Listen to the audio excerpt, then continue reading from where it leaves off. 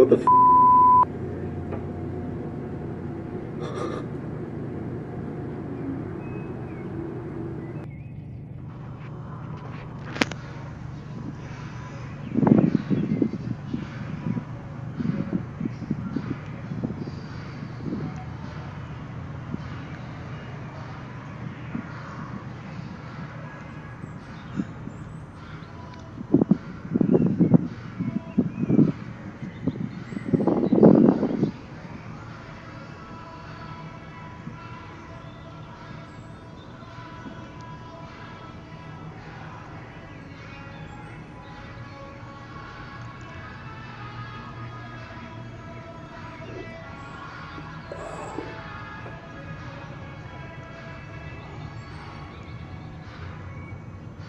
What the?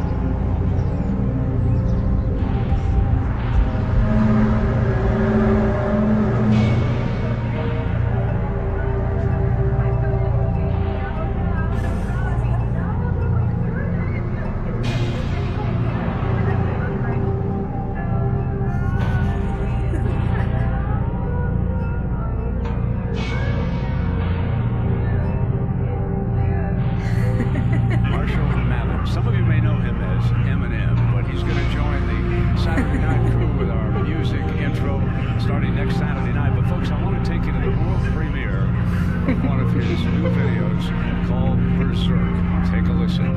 Yeah, sorry. Live TV. Live TV freaks me out a little bit. Yes, I'm sorry. What was the question? I'm really uncomfortable right now. Okay.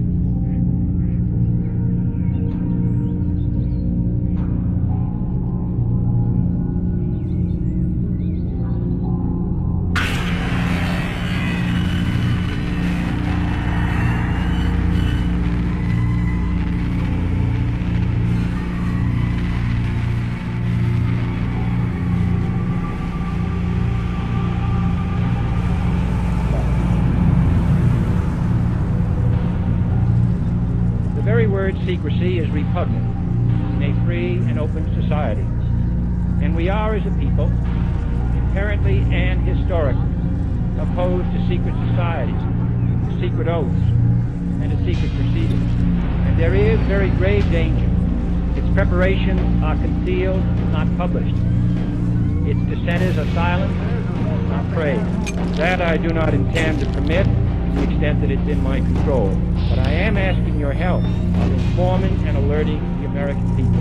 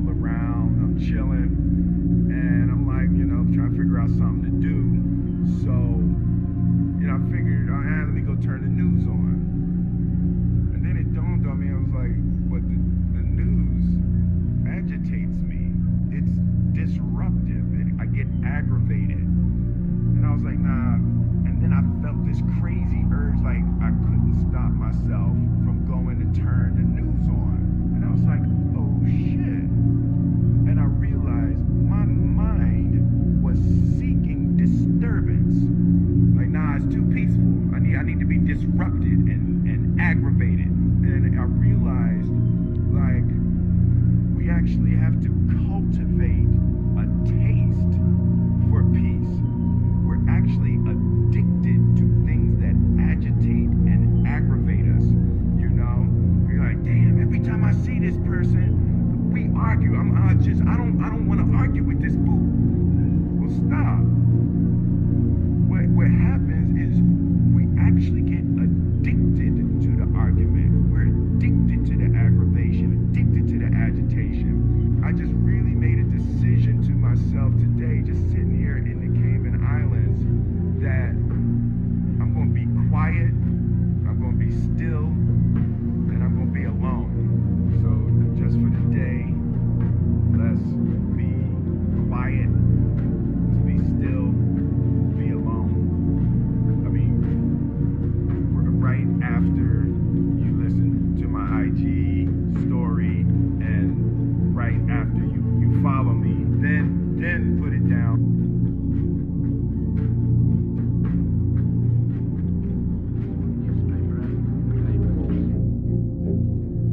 I wanted to tell a dream that I had this winter that just passed.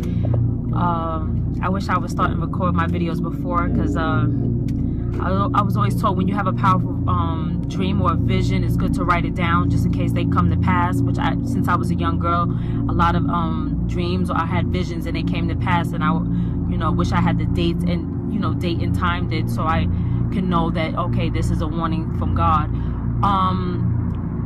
So in the winter, this past winter, I had a dream that I guess I got arrested and I went into a jail, but I went to a prison, but it wasn't like a regular prison. And it's so crazy how they have the FEMA camps out now that a lot of people know about, and you can actually Google about it. And when I was there, I was looking around. It did not look like a regular prison. A lot of people were online, and all I kept on hearing was showers, showers, showers, or whatever. And it was a long line, and I guess they was just getting people into it or whatever. But it was really strange. Got some news for you now. FEMA Camp Roundup drills in Fort Lauderdale. Well, it is not a hoax. The Sun Sentinel has reported, and now video has surfaced of Special Forces operations taking place under the cover of night in Broward County, Florida. The shocking video shows Black Hawk helicopters flying low and landing as Americans are marched single file through the city streets and then loaded into white vans taken to mock internment camps. Frightening video. Now 200 military personnel from all 4 branches of the military took part in this coordinated drill, the locations of which were not disclosed to the public prior to the urban warfare training exercise. Now the Sentinel is reporting that, quote, the goal is to prepare participants in realistic, unfamiliar training conditions before they deploy for combat overseas. However, concerned citizens are not buying it, and they believe there is a dual purpose for the action, and that is to train soldiers for real-life domestic martial law. Line, you're on the air. Hello. Hello, Art. Yes. Hi. I don't have a whole lot of time. Well, look, let's begin by finding out whether you're using this line properly or not. Area 51. Yeah, that's right. Were you an employee or are you now? A former employee. Former employee. I was let go on a medical discharge about a week ago, and I've kind of been running across the country. Oh man, I don't know where to start. They're gonna they'll triangulate on this position really soon. Well, you can't spend a lot of time on the phone, so give us something quick. Okay. Okay. What we're thinking of as aliens are they're extra-dimensional beings that an earlier precursor of the space program made contact with. They are not what they claim to be. They have infiltrated a lot of aspects military establishment, particularly the Area 51. The disasters that are coming, the military, I'm sorry, the government knows about them. And there's a lot of safe areas in this world that they could begin moving the population to now, aren't. But they're not doing anything. They're not. They want the major population centers wiped out so that the few that are left will be more easily controllable. Discharge.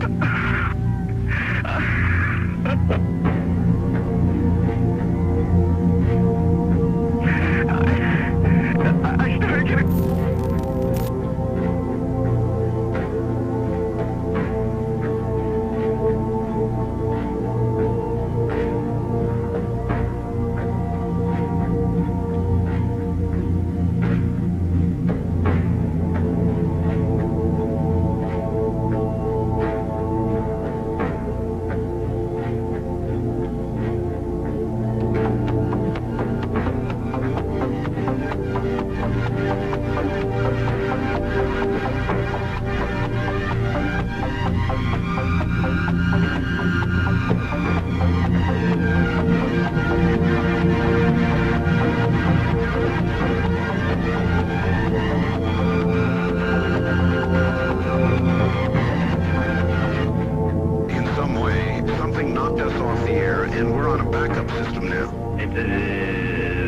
Government or?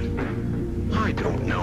It has to be something, though. Well, did you hear? Now you tell me because you were listening. That was awful strange. There was a really weird guy on the air when it went off? Yeah. Real weirded out. Like, going sort of sounding paranoid, schizophrenic? Like crying and everything. Yeah. And how far into the conversation was it when it went off? Just a couple, about 15, 20 seconds, I'd say. Oh, you guys missed, you really missed the call then, and I've got a feeling somebody didn't want you to hear it. Yeah. Because it was really strange. All of a sudden, I'm hearing Mark Furman, and when I That's right. Well, the network, of course, went immediately to a backup tape while we tried to figure out what blew up here. So that's what you heard happen. And then we're now on a backup link system. To be on the air at all right now. So, well, I'm telling you. Am I on the air right now? You're on the air right now. Well, you better be, yes. And, where are you, by the way? I'm in Michigan. Michigan. Yeah, I called the other night, and, I wanted to ask two things. Real quick. Well, I wanted to say one thing, and I wanted to ask another. Real quick. I wanted to ask if you could play that, remote viewing, one when you were while you go to Egypt. Yes. And also, I wanted to know, all this stuff about, like, Area 51, if it's, like, the government's trying to put it out there like that, so, like, some other place isn't being watched as much. In other words, it's a big decoy. I see what you're saying here, and apparently we'll be back after the news, I think. We lost all transmit capability on this end. Here in Nevada, the transmitter went belly up suddenly for some unknown reason. I've never seen it do this in all the years that we've been on the air. I have never seen the transmitter in this way just simply fail, massively fail, like a massive heart attack of some kind. And so we have gone to a backup system to get signal to you right now, and I presume it is getting to you right now. Totally.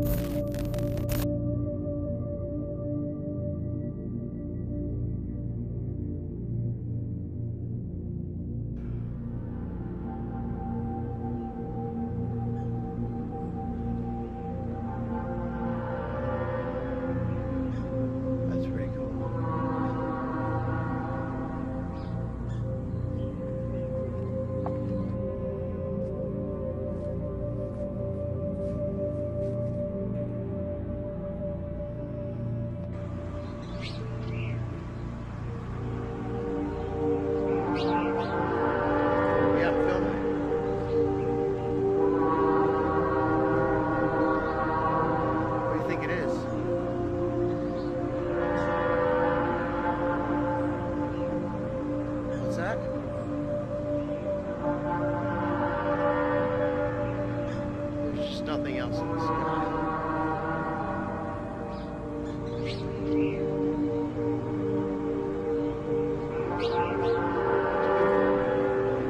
It's like one single cloud just chilling.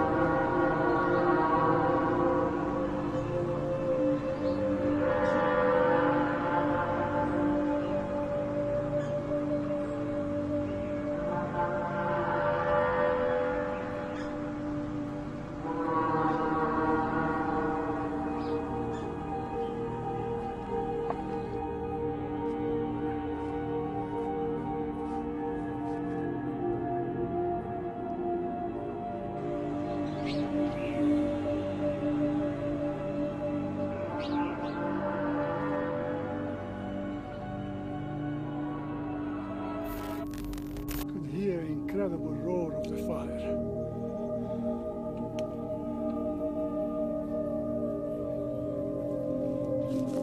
July 4, 2013, I am just below Griffith Peak. The fire is about 1,000 feet below me. It's incredible roar. It's coming fast. I could roll down the hill even faster. It's about 800 feet, so I'm gonna hit the road.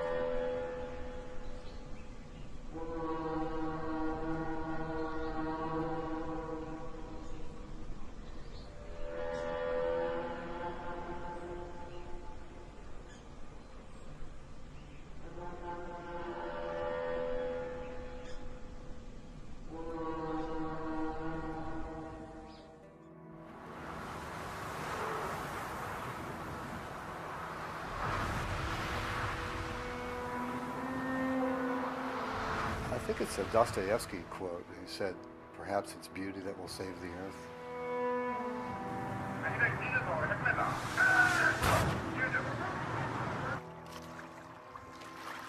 We are creatures here just like all the others. We didn't create them, and we have no right to destroy them. We're losing species today at 1,000 times the rate that species do normally go extinct.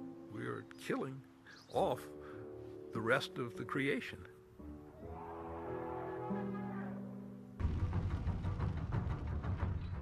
The thing that's at the heart of our daily lives is the abundance of cheap fossil fuel. That's what's made us rich. The problem is that same fossil fuel is now killing us.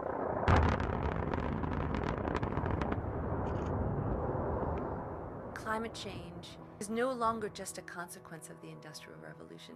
It is a crime against humanity. I just feel it's unfair that people in the global south has to make all these adaptations when the cause of the problem, the root problem, is in the north. Nós sabemos que os culpados pelo que hoje está acontecendo no mundo não são os pobres, não são os pequenos agricultores, mas é essa sede capitalista pelo lucro e pelo consumo que é que está destruindo esse mundo. And the terrible thing about the capitalist mentality is it can't be satisfied. The everlasting competition, the everlasting search for profit is going to pull with it nature, our true foundation, our true being. Money rules is probably the most simple way to explain it. Money becomes the means through which everything is evaluated. Mother Earth is crying out for help. We are killing her so people can make a profit. There is movement building around the world, and what you're seeing is that the movements are connecting. So the environmental movement is connecting to the sustainable food justice movement. The food justice movement is connecting to the women's movement. The women's movement is connecting to the LGBTQ movement. So we just simply cannot look at these problems in silos. How painful it is, and how many of us survive, and how much of nature survives, all of that depends upon what we do now. If you want an adventure, boy, what a time to choose to be alive. Don't waste time in self-pity over darkness. Don't waste time trying to figure out better circumstances that you might like. You're born into this, and you're here to love it. One of the most exciting scientific findings of the past half-century has been the discovery of widespread trophic cascades. A trophic cascade is an ecological process which starts at the top of the food chain and tumbles all the way down to the bottom. We all know that whales eat fish and krill, and some people, certain politicians in Japan for instance, have argued that killing whales is good for human beings, as it boosts the food available for us to eat. And so you would think. But as the great whales declined, so did the numbers of fish and krill. It seems counterintuitive. Surely their numbers would rise as their major predators disappeared. But it now turns out that whales not only eat these animals, they also keep them alive. In fact, they help to sustain the entire living system of the ocean. Whales feed at depth in waters that are often pitch dark, and then they return to the surface, to the photic zone, where there's enough light for photosynthesis to happen. There they release what biologists call fecal plumes, vast outpourings of poo, poonamis. These plumes are rich in iron and nitrogen, nutrients which are often very scarce in the surface waters. And these nutrients fertilize the plant plankton that lives in the only place where plants can survive, the photic zone. Fertilizing the surface waters isn't the only thing the whales do.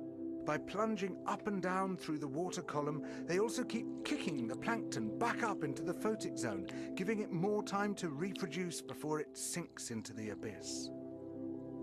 Even today, though whale populations have been greatly reduced, the vertical mixing of water caused by movements of animals up and down through the column of the oceans is astonishingly roughly the same as the amount of mixing caused by all the world's wind and waves and tides. More plant plankton means more animal plankton, on which the larger creatures then feed. In other words, more whales means more fish and krill. But the story doesn't end here, because plant plankton not only feeds the animals of the sea, it also absorbs carbon dioxide from the atmosphere. When eventually it sinks to the ocean floor, it takes this carbon out of circulation down to a place where it remains for thousands of years. The more whales there are, the more plankton there is. The more plankton there is, the more carbon is drawn out of the air. When whales were at their historical populations, before great numbers of them were killed, it seems that they might have been responsible for removing tens of millions of tons of carbon from the atmosphere every year. Whales change the climate. The return of the great whales, if they're allowed to recover, could be seen as a benign form of geoengineering. It could undo some of the damage we've done, both to the living systems of the sea and to the atmosphere.